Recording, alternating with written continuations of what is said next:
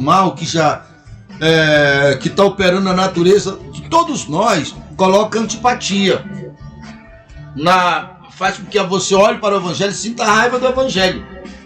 Você nem conhece a pessoa, você já tem uma antipatia por a pessoa. Vixe, ela é crente? Desse jeito. Saber. Porque a natureza do mal já está implantado na nossa natureza, na natureza do homem. E isso muda quando a gente compreende o evangelho. É exatamente o meu raciocínio com Deus. Obviamente, quando eu vou ministrar na igreja, quando eu vou ministrar aqui no rádio, estou pregando para pessoas que eu não conheço, então eu penso assim, eu vou estar pegando um milagre, um testemunho, e vou estar mostrando que o poder de Deus em operação, a partir do ser humano, pode curar uma pessoa, pode resolver um problema de doença, tirar a dor, etc. tal. E a pessoa está doente do outro lado, ela vai ouvir, vai ver, e não tem como questionar, e por isso vai vir. Sim, isso também faz parte do propósito do evangelho. Os sinais, milagres e maravilha faz parte do evangelho. Mas o milagre, para aquele que recebeu o milagre, ele não muda o interior da pessoa. Mas o benefício, além de tirar a dor da pessoa, é fazer com que a pessoa pare e pense, não, para aí, existe um poder que operou aqui, para ele se interessar pelo evangelho, né? Mas o milagre em si, ele não muda a vida da pessoa de dentro para fora, mas eles são os sinais do reino. O que muda as pessoas de dentro para fora é exatamente a regeneração, e com a mente renovada, a mente vai entendendo, vai compreendendo o evangelho. Por exemplo, deixa eu ver aqui se nós concluímos essa linha de raciocínio. Vamos pensar no povo de Deus, o povo que acreditava em Deus, o povo que tinha uma promessa de ser uma bênção, de estar por cima e não por baixo, de ser cabeça e não cauda, um povo que prosperava em tudo que colocava as suas mãos, um povo que o inimigo deles tinham que ter medo, um povo que está na promessa que Deus abriria o seu bom tesouro, que seus filhos já nasciam abençoados, etc. Então são as promessas, o sonho de todo ser humano da terra. No entanto, aquele povo estava no Egito, debaixo da opressão do rei Faraó, dos egípcios. Aquele povo não tinha nem para comer, aquele povo sofria, aquele povo trabalhava até seu corpo não responder e morria ali. E quando eles estavam, imagine um pouco, quando eles estavam agonizando, precisando descansar um pouquinho, se você já cansou, você sabe que quando o corpo está cansado, chega um momento que você não tem mais força nem para ficar em pé em algumas situações, algumas circunstâncias, mas você olhar para um lado nessa circunstância e ver alguém, sabe, que pode fazer o que quiser com você e não tem nenhuma lei, não tem nenhuma autoridade que possa te proteger, com um chicote na mão. Essa era a realidade do povo de Deus inserido dentro do Egito. Então veja, aquele povo era o povo de Deus, o povo da promessa, o povo que o céu prometeu, mas estava ali. Por quê? É esse porquê que você precisa entender. Quando Adão ele saiu, ele quebrou a comunhão com Deus, deixou de ouvir a Deus e ouviu a serpente. Então, como o crer só vem pelo ouvir, como tudo aquilo que hoje é palavra vai se internalizar em você, vai se tornar pele da tua pele, sangue do teu sangue, conduta do teu comportamento. Então aquele homem que passou a ouvir Satanás, que passou a duvidar do caráter de Deus, que se afastou da verdade, que se afastou da justiça de Deus e obviamente se afastou da vida, aquele homem se tornou um agente da morte. Se fosse uma doença física, ele tinha um câncer que iria contaminar todo mundo, e todo mundo iria morrer com aquele câncer, todo mundo. Então a criação do homem tinha sido em vão, ou seja, ia ser extinto. Não tinha. Então o plano de Deus para o homem aqui no planeta Terra ia ser extinto.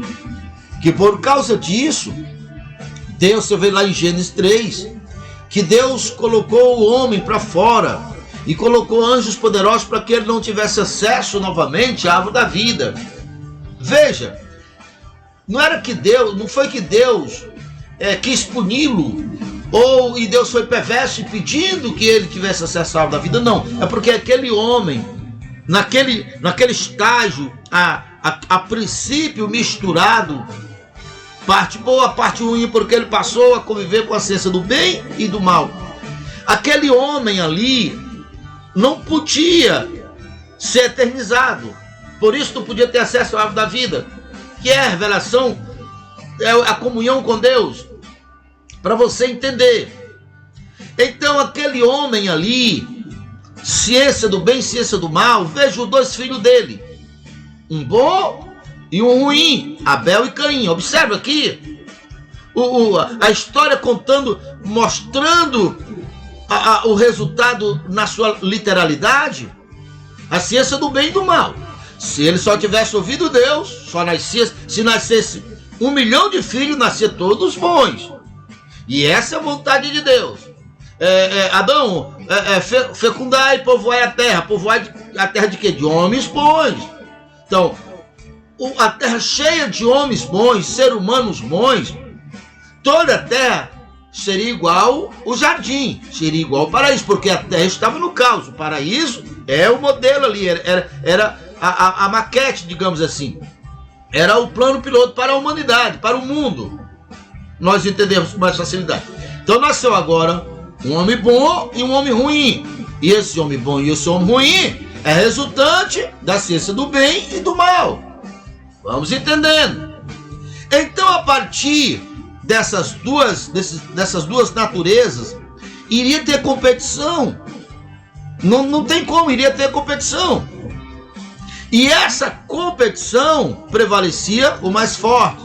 Você vê também que das primeiras histórias de homens que literalmente desprezou os mandamentos de Deus, que enfrentou a Deus, o senhor de Nimrod, era um homem forte, um homem poderoso.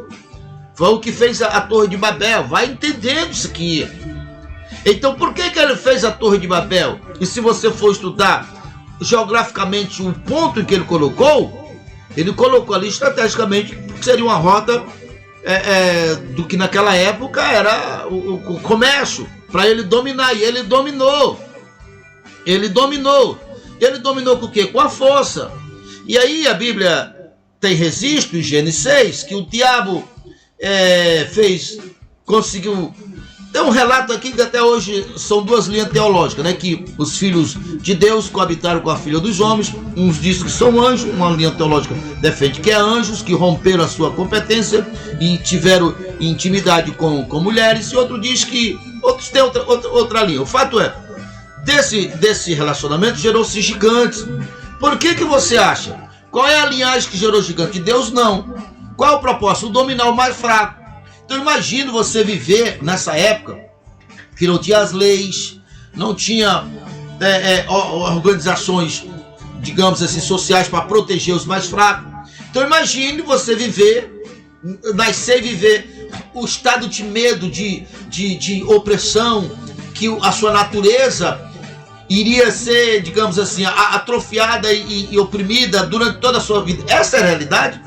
Por isso que houve o dilúvio, para resetar, para tentar começar tudo de novo. Bom, vamos entender até aqui. Então o povo está lá no Egito. Estão lá no Egito, sabendo da promessa. Mas quem era mais forte? Era Faraó. E por que Deus permitiu? Não, porque Deus não manda no homem. Foi uma decisão deles estar ali. Então, outra coisa que é importante você entender, porque essa história, toda essa história, é para que você se posicione. Sabe que essa história está contando a sua história. E quando foi que a história do povo de Deus do Egito começou a mudar? Quando eles novamente restauraram a aliança com Deus e constituíram Deus como seu Deus, porque eles estavam debaixo da opressão de Faraó, no território de Faraó, e ali o rei era Faraó. E Deus respeita direitos, Deus respeita território.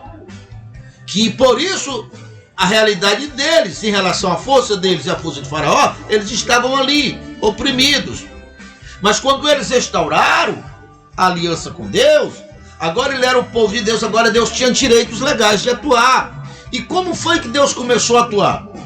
Deus começou a atuar usando o seu poder, já que Faraó não foi obediente, não acatou a palavra de Deus, então não restou outra coisa a não ser Deus. Não foi direção de Faraó querer que fosse com Deus? Então começaram as pragas. As pragas começou para quê?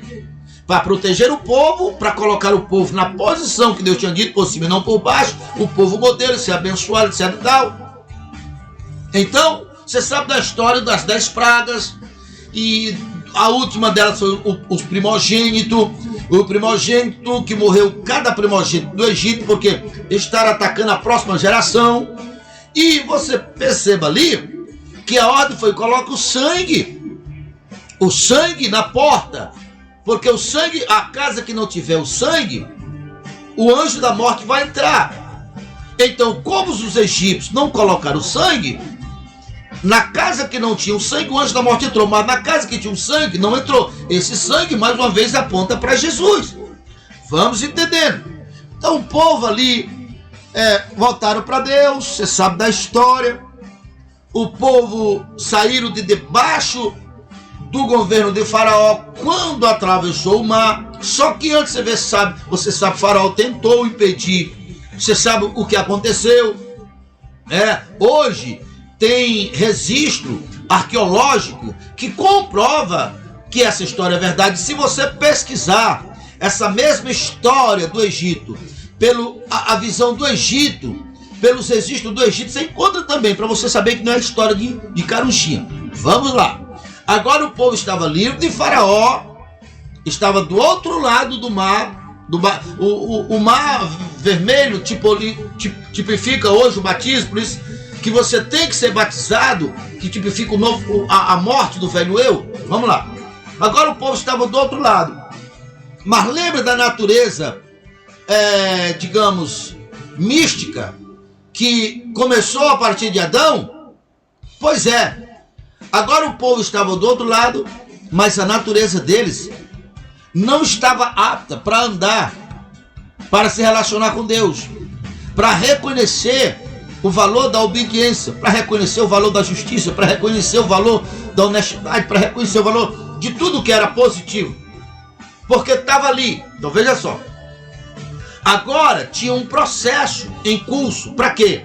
Para Deus avultar ou tirar, para dar oportunidade para aquele povo tirar da sua natureza a parte que era correspondente à parte do mal. E para isso Deus deu o quê? A lei. A lei. Você observa que quando Moisés desceu com a tábua da lei, que viu o povo de Israel fazendo um bezerro de ouro, foi ali que consta a primeira consequência, a primeira mortalidade dentre o povo que tinha saído do Egito. Foram 3.000 homens que morreram. Observe, isso não é por acaso. Exatamente quando Deus trouxe a lei. Veja, por que eles morreram? Porque agora eles estavam como povo de Deus. E aquele comportamento era uma ameaça para o futuro da humanidade. Aquele comportamento de fazer um bezerro de ouro era uma ameaça para a humanidade. Então, já que eles tinham ouvido e eles tinham feito aliança, que eles agora eram de Deus, foi a decisão deles. Agora, eles foram considerados culpados no tocante a fazer um outro Deus. Observe isso. Então, para que aquele povo fosse o povo de Deus, como aquele povo agora era o povo de Deus, agora Deus iria tratar com ele. Deus deu a lei, 613 regras. Por que essas 613 regras? Exatamente para avultar a consciência deles, para que eles identificassem o que era da ciência do mal, para tirar. São aqueles comportamentos que, se Adão tivesse continuado, a geração não teria desenvolvido tais hábitos. Para você entender. Então, como o povo é de Deus e como aquele comportamento do bem e do mal iria continuar a mortalidade, a competitividade da competição na terra e a morte, um matando o outro, era necessário que Deus tirasse. Porque agora o povo era de Deus. Deus lá, o povo de Deus no Egito, que na verdade não era povo de Deus, Deus não tinha direitos legais de tratar com eles. Mas eles ativaram a aliança com Deus. E Deus queria salvar eles. Mas eles por si só não tinham condições. Ninguém tem. O crer só vem pelo ouvir. Então Deus estabeleceu a lei. Qual é o propósito da lei? Avultar o mal. Avultar o que não é de Deus para eles, para ter oportunidade de tirar. Para quê? Para que aqueles que se regenerassem voltassem à comunhão com Deus. Comunhão essa que Adão perdeu. E uma vez que voltasse à comunhão com Deus por ter tirado o lado que não era correspondente a Deus, esse homem não morria mais. E aí Deus deu a lei. A Bíblia diz que a lei, ela foi uma ponte para chegar até Jesus, porque quando nós somos regenerados, nós não precisamos de lei. É por isso que a Bíblia diz, o fim da lei é Cristo. Então a lei, Paulo disse, a lei é boa, porque o que a lei está dizendo que é errado mesmo. O que a lei está dizendo que é bom mesmo. Então Paulo disse, a lei é boa. Jesus disse, eu não vim tirar a lei, eu não mudei nada da lei, eu cumpri. Ele, Jesus, obedeceu a lei. Então Jesus é o ser humano modelo. Só que antes da nova aliança que fazemos em Cristo, hoje é a nossa, da parte era a lei. Então a lei é dente por dente, olho por olho, dente por dente. Errou, pagou com a consequência. Por isso o povo morria. Mas a lei avultou o pecado. E essa configuração está inserida no universo, no mundo, por causa da lei. Essa que faz a gente saber isso é errado, por causa da lei. Se não fosse a lei no mundo, nós fazíamos as coisas mais bárbaras e achava tudo normal. Não, tá tudo certo. Você observa que as pessoas que se afastam de Deus, elas pensam mais ou menos assim. Sabe, elas fazem coisas terríveis, não, mas está tudo certo. Aí vem a lei avulta, faz a nossa consciência perceber, e do outro lado o Espírito Santo nos ajudando a regenerar. Aí o Espírito Santo, que é o amor de Deus derramado em nossos corações, é a natureza de Deus, começou o processo da regeneração, faz com que nós decidimos, não, eu decido fazer o bem, eu decido ser justo, eu decido ser fiel à minha esposa, eu decido ser fiel ao meu esposo, eu decido ser honesto, eu decido devolver esse bem que eu achei, mas não é meu, eu decido ser correto, eu decido ser verdadeiro, eu decido ser justo. Sem lei eu faço isso. Por quê? Porque o amor de Deus está derramado no meu coração. Então é isso que me assegura a imortalidade. Porque Pedro disse exatamente sobre isso, que Deus nos deu a natureza divina. E nós, com a natureza divina, fazemos o bem, porque a lei avultou o mal. Nós não vivemos mais debaixo da jurisdição da lei. Nós vivemos pela graça. Mas a lei, o papel dela foi avultar. Se ela não tivesse avultado, a minha percepção não notaria. E eu me tornava o que se tornaram antes do dilúvio, seres bárbaros, sem piedade nenhuma, sem misericórdia nenhuma, sem senso de justiça nenhum. Vale a lei do mais poderoso. Ah, se eu posso, eu tenho mais força. Está aqui, sabe? Essa pessoa aqui tem menos força do que eu. O que ele tem que eu me interesso? Ah, eu não vou procurar saber se é justo, se é correto, se vai doer, se vai... Eu vou casar sobre... Não, o que me interessa é o que ela tem que me interessa. Eu faço com a pessoa que é mais fraca do que eu. Só que quando vem a pessoa mais forte que eu, faz o mesmo comigo, e todo mundo vive apavorado. E esse espírito de pavor é que faz os seres humanos ser o que é, infelizmente, muitos hoje que são sem Cristo, são ameaça para o seu semelhante, e todo mundo é vítima de todo mundo, exceto quando nós saímos do reino das trevas e vamos para o reino de Jesus, que é o reino do seu amor. Esse é o evangelho que vai além de uma cura, de um milagre. Os sinais, já está falando, esses sinais seguirão. O reino de Deus, ou no reino de Deus, que não é comida nem bebida, mas alegria, gozo e poder do Espírito. Quando você está operando nele, você tem todos os benefícios, mas você está fora do reino. Está agonizando, está cheio de dores, está cheio de sofrimento, está cheio de doença. Então, o Pai, através dos seus agentes, dá um sinal para você que no reino de Deus é melhor. Ele lhe cura, ele alivia a dor. Vinde a mim todos os que estáis cansados, sobrecarregados e oprimidos, que eu vos aliviarei. Esse é o evangelho do reino, esse é o evangelho que o mundo precisa. E estamos chegando ao final do nosso programa, são 7h53